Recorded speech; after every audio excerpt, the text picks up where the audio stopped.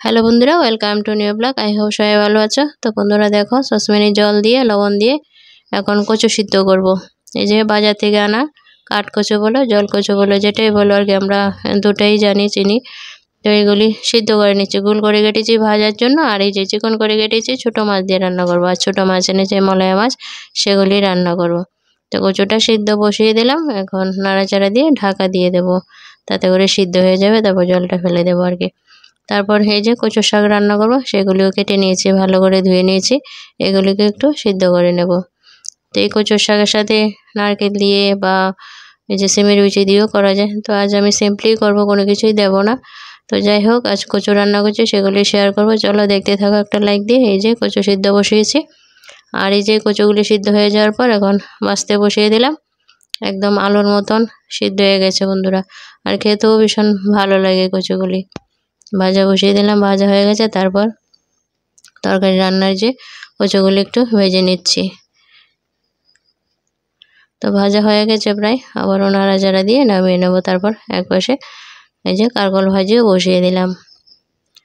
তো ভাজা হয়ে যাওয়ার পর এখানে দেখো বসিয়ে দিলাম কচুর শাক। লবণ, হলুদ, কাঁচা লঙ্কা দিয়ে দিলাম। এখন নাড়াচাড়া দিয়ে মিশিয়ে নেব। তো নাড়াচাড়া দিয়ে মিশিয়ে অনবরত নাড়াচাড়া দিতে দিতে শাকটাকে রান্না করে নিচ্ছি।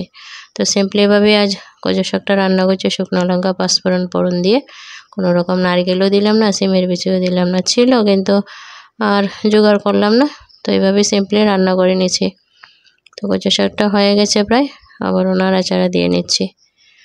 তো আজ কচুই রান্না করছি, দেখতে পাচ্ছ, কচু ভাজা, কচুর শাক, কচুর তরকারি।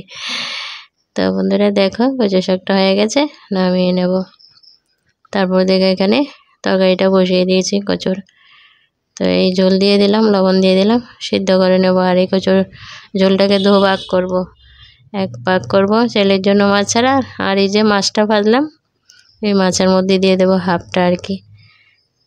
আর এখানটায় ছেলের তরকারিটা হয়ে গেছে, আর আমাদের মাছের ঝোলটা হয়ে গেছে। তো বন্ধুরা ছোটো মাছ কিছু এই যে কচু দিয়ে রান্না করেছি, আবার কিছু মাছ দেখো চচ্চড়ি রান্না করছি পেঁয়াজ দিয়ে শুকনো শুকনো করে আর কি।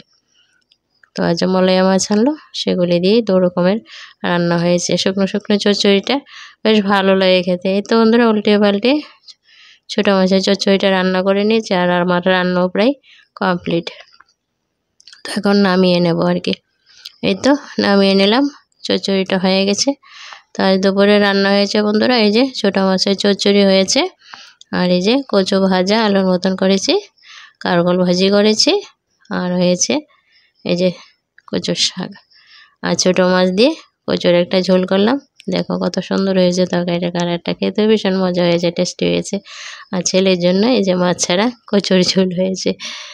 আর এই যে ইয়াম্মি ইয়াম্মি ছোটো মাছের চচ্চড়ি। তো বন্ধুরা এই ছিল আজকে দুপুরে রান্নাবান্না। তো আমার রান্নাবান্নাগুলি দেখতে কেমন হয় বন্ধুরা অবশ্যই কমেন্টে জানিও।